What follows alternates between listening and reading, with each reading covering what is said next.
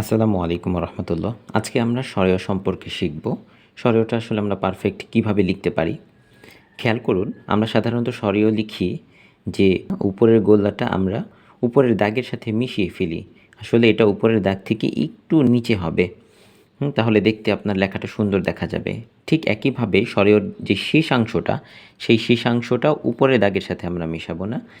৩ number যে বিষয়টা আমরা খেয়াল রাখবো সেটা হচ্ছে সরেয়র যেই লোয়ার সাইড অর্থাৎ নিচের যে অংশটা, সেই অংশটা যেন একদম নিচে না আসে, সেটার জন্য নিচের লাইন থেকে অনেকটা উপরে থাকে।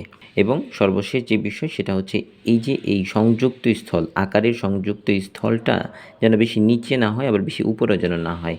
ওকে, তাহলে আমরা নিচে একটু প্র্যাকটিস করি।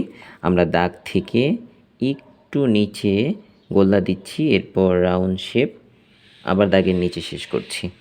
ওকে, খেয়াল করুন, এই যে সরেও।